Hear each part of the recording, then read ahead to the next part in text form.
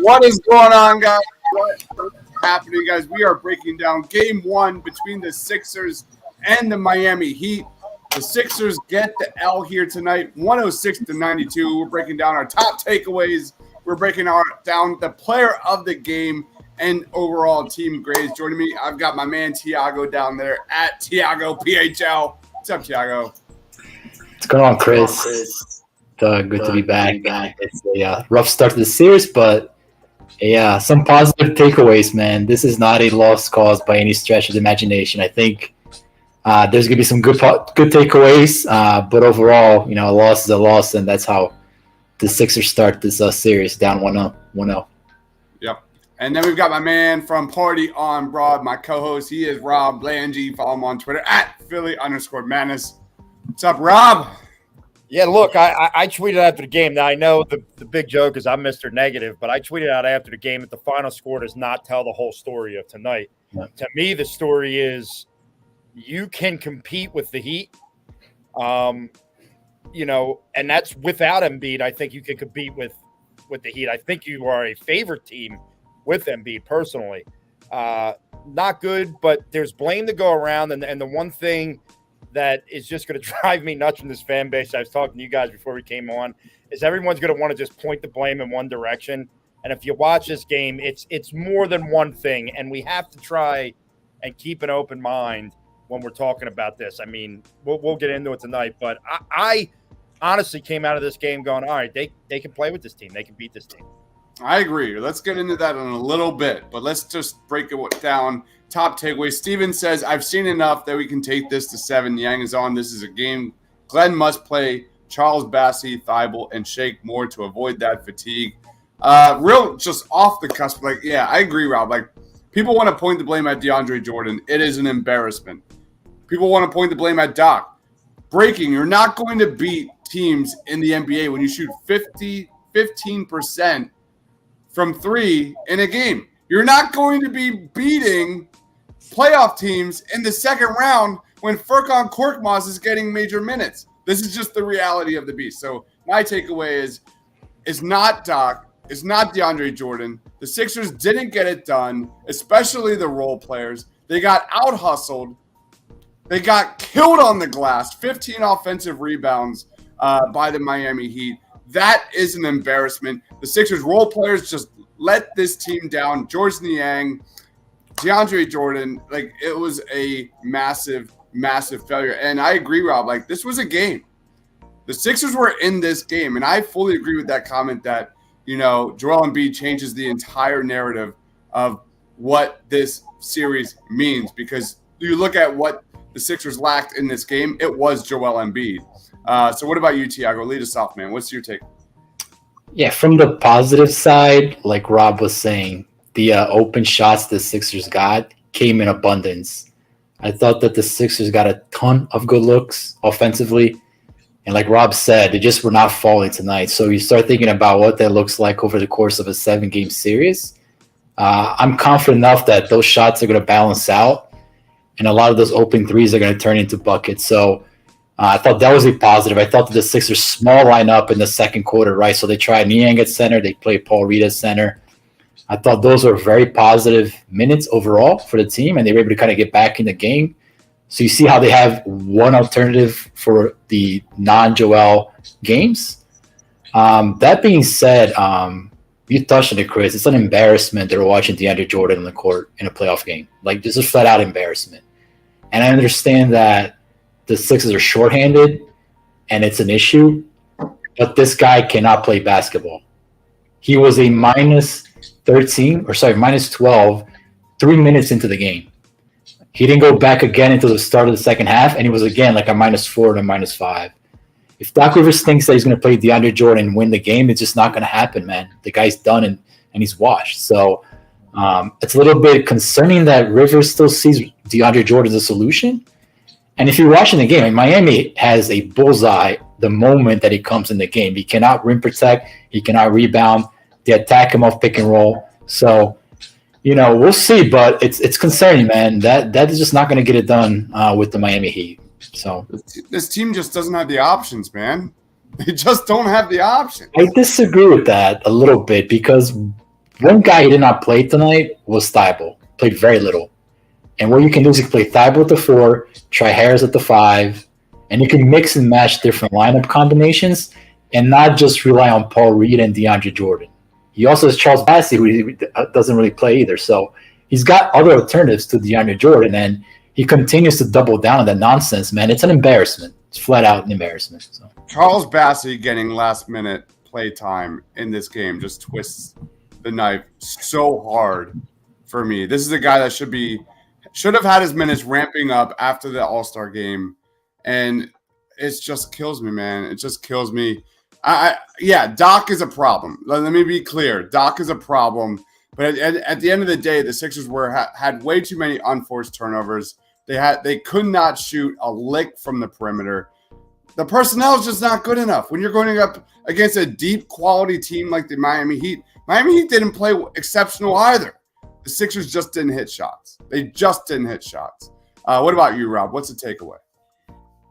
I mean, the takeaway was if you don't have Joel Embiid to win this game, you've got to be almost perfect in everything else. And perfection isn't making 100% of your shots, but Danny Green has to make the 3 or 4 threes that he was making games in the Toronto series.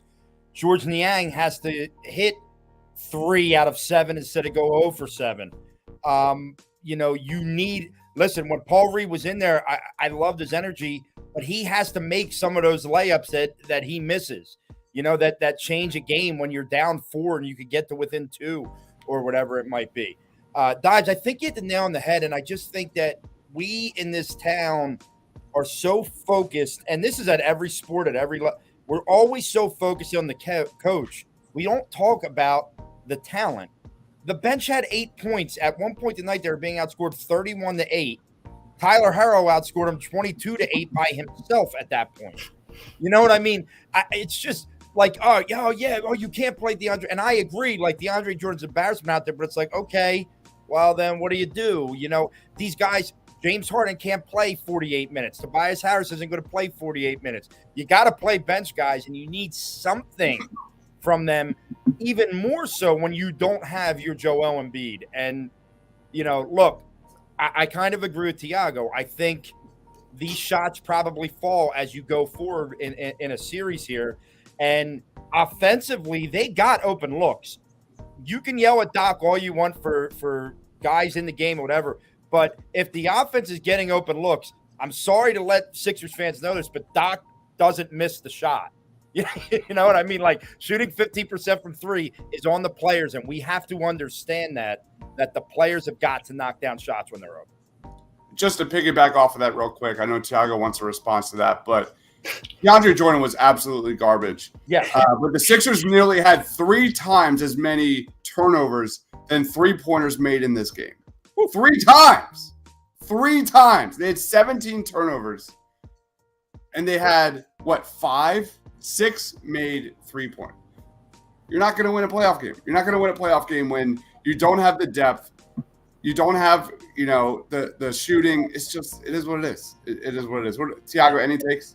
Yeah, the DeAndre Jordan point I want to make, because I think it's more defensively. Mm-hmm. Offensively, like Rob was saying, the Sixers have a rhythm and they're getting some open looks. We need to talk about Harden in a separate conversation, but overall, I thought the Sixers offense has a good flow to it. Tobias Harris did a phenomenal game. But defensively, man, here's the thing. You can bleed points against Toronto because Toronto is not that prolific of an offense. If you're going to bleed points against Miami, you're going to go home because they have shooters. They have better offensive weapons on that team. So you have to recognize from the standpoint of defensively what he's bringing you to the table. And then when your best defensive player is out and your second defensive player is not playing, what are we doing, man? So I think the adjustment has to be more around defensively, especially with a guy like Niang on the court. I mean, Niang is a bona fide disaster defensively. Rebounding, defending the perimeter. So there's a lot of minus defenders on the court right now, and maybe Doc needs to balance that a little bit more if he wants to survive the next game. Yeah, let's talk about George Niang real quick. 0 points in 21 minutes there. 0 of 7 from 3. We were talking about maybe getting him some like small ball 5 minutes. Like what did we learn in game one? I'll leave it open to anyone. Yeah, I learned this. If George Niang's not hitting threes, you can't have him on the floor. Like I'm like people are going, oh, he shouldn't see the floor in a playoff game. Well, I disagree. You got to let him get in there because he does have the ability to knock down some shots. But if you could tell early with Niang whether or not he's going to hit shots, and if he's not hitting them, as Tiago said, he is too much of a liability defensively to keep out there. So I mean, really, he's got to be a guy that I don't know how you do it if you take him and Thibault and kind of split them so that you have your defensive lineup and then you have your offensive guy. But once again, that's only if Niang is hitting shots. If he's not, then no, he can't be out there because he does nothing else for you in the game. Chicago? Yeah, I completely agree. One of the ways that you can combat they're a phenomenal defensive team. One of the ways you combat that is by creating turnovers, getting out on the break. And guys like Thibault and Reed have the potential to do that. Guys like Niang are slow. They're not as active defensively from a creating turnover standpoint and rebounding and running the floor. So, yeah, I completely agree with Rob. I think it's time to reassess that type of lineup combination. And, man, like, look at Miami. Duncan Robinson had a horrendous defensive series against Atlanta. He played 0 minutes tonight. So you see Spo making these adjustments already on his rotation, and I thought it was smart on their part. I mean, it worked out for them, I thought. Right. Mr. Rudy Poo says DeAndre Jordan changed the outcome of this game, unfortunately for us. I hate beating my chest about DeAndre Jordan. I've bitched and bitched and bitched about DeAndre Jordan. It is what it is. I'm not going to do that anymore. Chris sounds like he's giving up. He's giving up the fight. You know what, though, but I'm almost there. Almost like, there. Look, he's there, and if he's going to play, you're going to get nothing from him, and it's going to be frustrating, and it's going to be infuriating. He's burying his own. He's building his own funeral.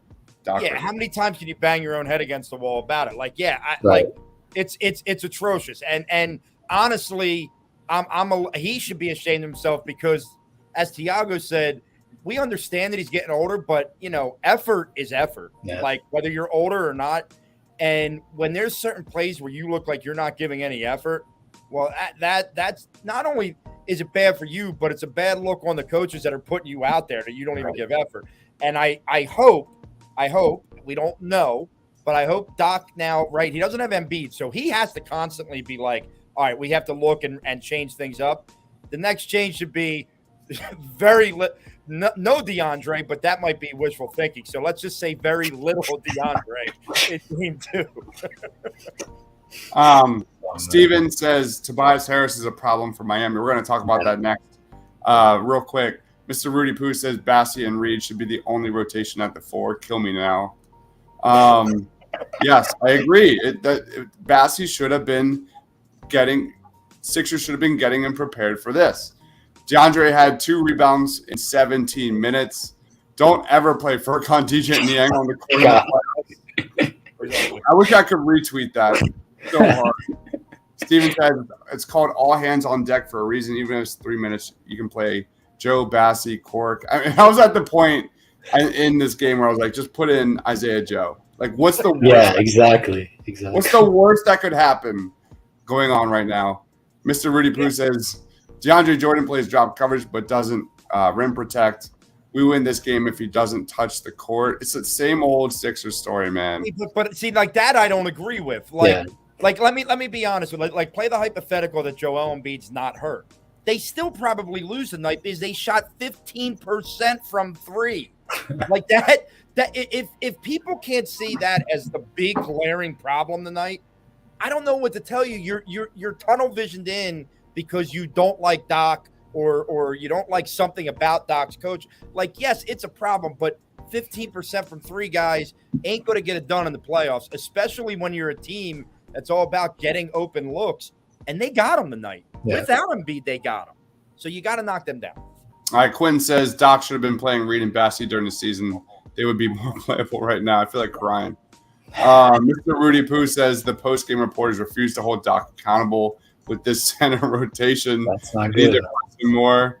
Would you ask Pop that question though? Jordan playing is the coach's decision. Yes, we know that. We get that it's the coach. But that's where people get like mad at me. I'm not saying that Doc is perfect and you should never question anything Doc Rivers does.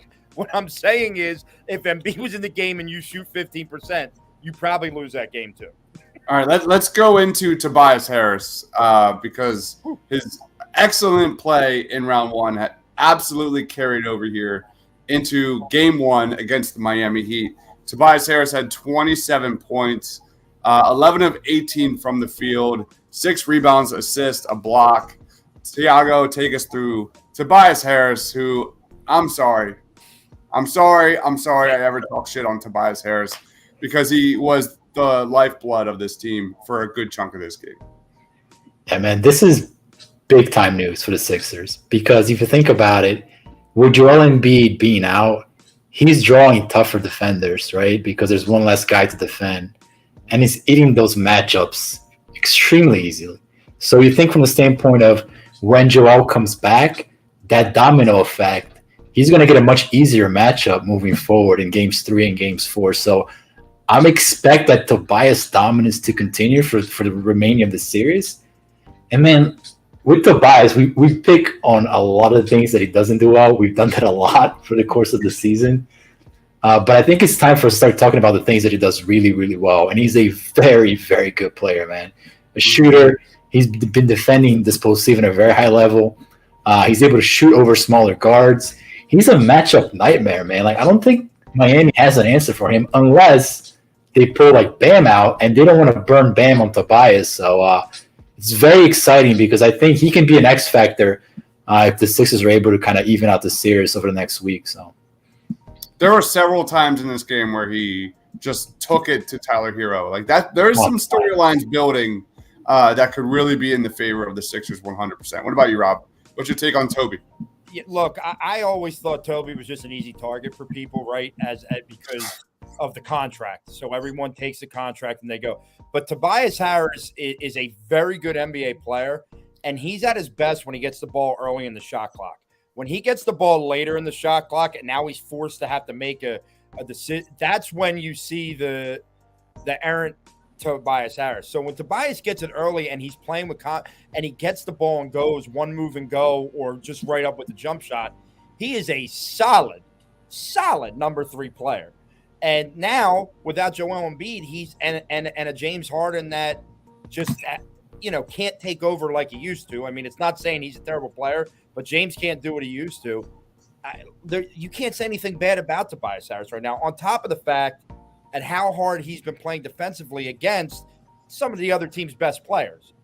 So I love what he's doing. He's showing his leadership, and I think it's time for the city to, as you said earlier, Dibes, apologize to Toby a little bit. We've been a little hard on the guy. Yeah. One more point, because I do think this is more of a Tobias series than a Maxey series. I think that Max is going to struggle more because, one, Miami can defend quickness better than Toronto can, and they can defend it with size. So Bam can switch out on Maxey and make his life hell.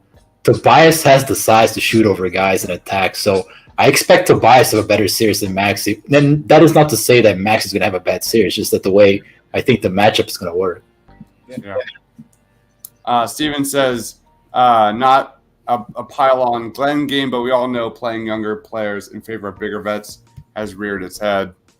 Been saying that for months, man. Yeah. The Toby apology tour. It went from the Paul Reed victory tour to the Toby apology tour. I absolutely love it. Let's deep dive into Tyrese Maxey and James Harden in this one. Not great from the perimeter, guys. This is their shot charts in this one. 3 of 13 from 3. They got it a lot more green in the paint than I expected in this one, at least from watching the game here.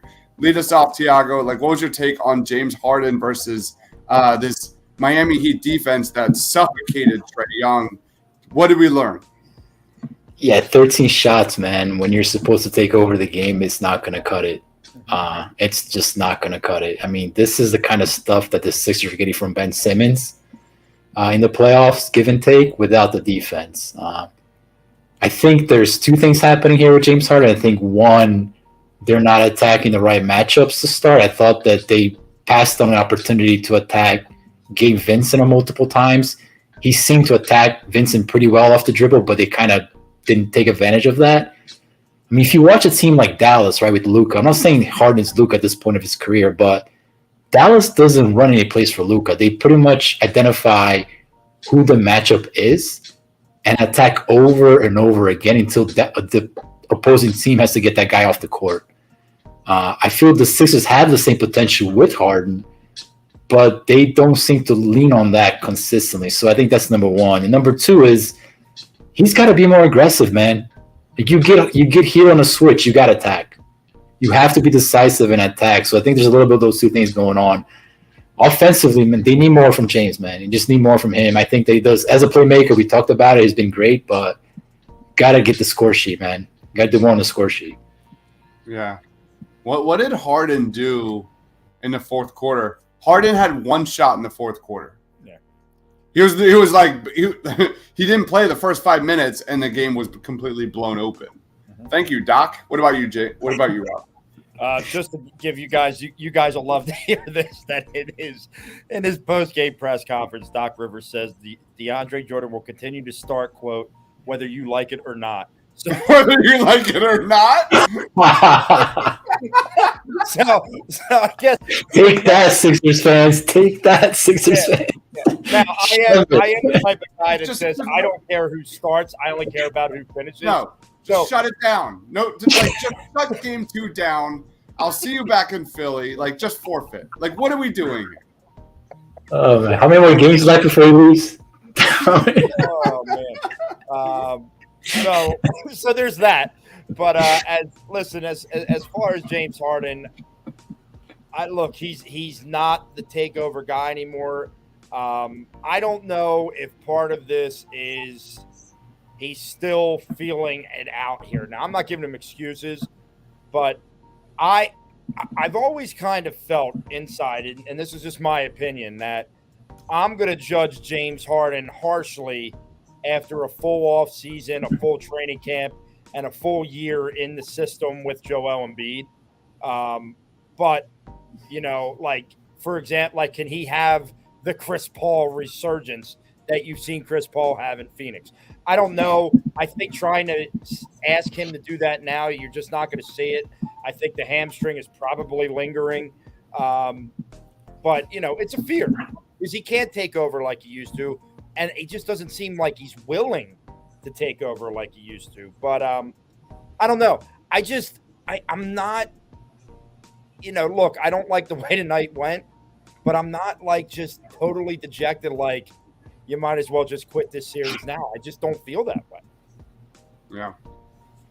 I'm jealous. I may readjust my opinion after reading that Doc Rivers quote. Let's do it. Let's do it right now. What have we learned? What's our overreaction from game 1 here? Quentin says player of the game, Doc's players lineups. We'll go to player of the game right after this. But what's your series prediction after game 1? I'm feeling you, Thiago. Go ahead. I still like Philly, man. There's, like Rob said, there's a lot of positives to take away from the game. Joel Embiid is a scale tipper. When he's on the court, things are going to shift very heavily towards the Sixers' favor, I believe. You need Joel healthy to some extent, obviously. You can't have Joel at 50% out there just kind of feeling as a body. But if Joel is healthy, there's a lot of matchup opportunities for the Sixers to exploit. You want to see more from Harden? You got a great Tobias game. Defensively, you got to figure out a way to survive some minutes, but I'm still going with 6 and 7. There's not a lot from this game that I take from the standpoint of oh man, this thing is bad. So overall, still positive. Rob, what's your prediction now after game 1? I'll still stick with the Sixers. I mean, I'll be honest with you. Before the series, I bet the Sixers. I bet the Sixers in 6. I really did. And that was after the Embiid injury because I just have this optimism that he's going to come back. They're not going to win if DeAndre Jordan plays as much as he did tonight. But I will say, so now here's what the Philadelphia media's got to do, because Doc also went on to say that the players came to him and they want DeAndre to play. Who said that? He said that the players want him to start, and they actually discussed the playing of DeAndre at halftime, like it was part of the discussion with the player. So someone needs to ask the players that question, all right? Because here's the deal: we got to get to the bottom of it. Right? Like, why not ask? And by the way, if the players are saying that, I don't know what the hell to think anymore. Like, if the players truly believe DeAndre Jordan should play, it means Doc has nothing. He has no answers for anything right now. He's literally just go. Let me play devil's advocate. Is this another instance of Doc throwing his players under the bus? Yeah, could it be? I don't know. That's why I'm saying somebody's got to ask the players that question. Somebody has to ask them. But I'll say this: I was just looking at the bench stats: 0 points, 0 points, 4 points, 2 points. Look, they can win, but you've got to knock down open shots when you get them. Okay. At the end of the day, the NBA is a players' league, and when you get open shots and you're known as a shooter, you need to make those shots. We'll know pretty quickly if Doc is going to continue to play DeAndre Jordan big minutes, I think, in game 2. I think we'll know pretty quickly. And if he is, that is a downfall of Doc Rivers. It is. I'm not saying that it's not. I hope people are not going to be like, oh, Rob's just a coach apologist. No, I've always been players first, coach second when it comes to basketball, especially in the NBA. And I still have faith, though. I don't know why. You know me, Dibes. I might be the most negative son of a bitch out there. But for some reason, I'm not sitting here tonight going, well, season was fun. Like, I'm sitting here going, all right, let's get on the game 2 Wednesday night. Let's see what happens. Yeah. I'll say probably still the same where I'm at is Heat in 6. I think that's probably pretty realistic. That being said, to be fair, like that Raptors series was the most unpredictable series I have ever seen. That did not go at all as I expected. Who knows? Who knows how this one goes at all? But that comment by Doc for sure is it's an all-timer, man. It's an all-timer. How do you like watch a game, be a head coach of a professional basketball team, and make a comment like that? Like, that's fireable. Like, that's not holding yourself, your players accountable and saying, you did good, DeAndre. Good job. That's unacceptable. Absolutely unacceptable. It's an embarrassment. Steven says there are a few two-man games where Harden and Maxey were decisive near the end of the first. Yeah. They got it going there for a little. This was a game. Like, this was not a 20-point blowout by Miami. Like, they were right there. So that's what sucks about this. Steven says Lynham's Planet of the Apes side straps aggravate me more than. Yeah, what's going on out there, man? I have no idea. During COVID and then left it. I don't understand how he's on TV. Like, the producer or somebody should be like, "Yo, dude, it's gotta go." It's gotta go. It's very distracting. That's why I need to watch us instead of him. Steven says we need some TPL investigative journalism to find out what WTF is going on with Lynham's face. Yeah, get Austin on that. Have Austin write a 500-word article. All right. Well, let's go. Thiago, do you have a player of the game? Yeah, I mean, it's got to be Tobias. I can't see anybody else. I'm sure you guys probably have the same feeling. It's Tobias. He's having a very good postseason. If Joel is back, he's going to be an X factor, man. So, Tobias. Yeah. Tobias is easy. What about you, Rob? Can you give it to anybody but Tobias tonight? Like, I mean, nobody else to me stood out tonight in doing anything. I think Maxey, I think is, as Thiago says, going to struggle. Harden did not give you what you needed. We're not going to bring up any of the centers. Player of the game, Pascal Siakam. Yeah, that's true. I hate Canada. I hate it so much right now. My God. But I feel like Tyrese Maxey just tried to leave and then sat back down. I don't know. I tell you what, I really need to hear what these players are saying tonight. I mean, Paul Reed came out to ask him. He said, I think we could beat this team. He said that? Paul Reed said that. And I'll be honest with you, I agree with him. Yeah. I think that the Heat are not your prototypical 1 seed. They're a nice team. They're a good team. They're well coached. They're built, right? They have Victor Oladipo and Tyler Harrow coming off the bench. The Sixers have George Niang and Shake Milton. Yeah. I mean, there's the difference right there. They are a well-constructed animal. So, can I make one more point? Yeah. Is there a bigger fraud than Jimmy Butler in the NBA? Oh, He's a very good player, but the guy will flex after an open layup like he just won Game 7 on the NBA championship. And I'm like, dude, what are you, 15 points, 5 for 16 tonight? Take a seat, man. Take a seat. Take a seat. Sorry, Chris. I'm a Jimmy Butler fan. I'm not. No, I'm just numb. I'm just straight numb right now. It's like, I don't know what else. It's like watching a Doug Peterson offense. Like, it's just you get tired of saying the same things over and over and over again. And the same thing, the same result. I can't believe DeAndre Jordan started this game. But either way, so there are many things that went wrong in this game. But anyway, final thoughts, Chicago. Oh, there's another one. What happened? No, here's you were just saying there's a lot of things that went wrong. And someone tweeted this out, and I agree. The Sixers aren't going to beat anyone in the playoffs with Joel Embiid out. 48 minutes of at or below replacement level center play and 18% shooting from three. Yeah. No matter if Red Auerbach came back and coached the team, it doesn't matter. It doesn't matter, man. They got to shoot better than 18%. They got to shoot better than 18%. If they lose a game where they shoot really well and the lineups are the problem, hey, have at them, guys. Have at them. But, the players have got to do better than what they did. There 100% was a window where the Sixers could have and should have taken over this game. Yeah. 100%, but it didn't happen.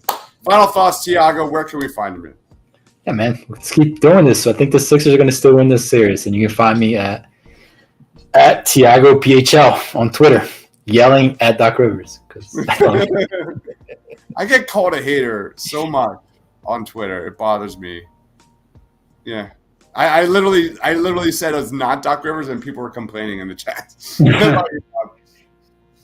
You can find me at Philly_Madness. I'm the guy on Twitter not yelling about Doc. But, here's the deal. You two, you actually have a good conversation about Doc. It's never just – it's all – but 95% of Twitter, it's like, oh, my God, they'd be so much better. They would have won the night without Doc Rivers. And I'm just like, honestly, dude, I don't know if it was because of having the coaching experience in the back of my head or whatever it is. And I'm like, I can't go that route. I just can't be that guy and just blame everything on the coach.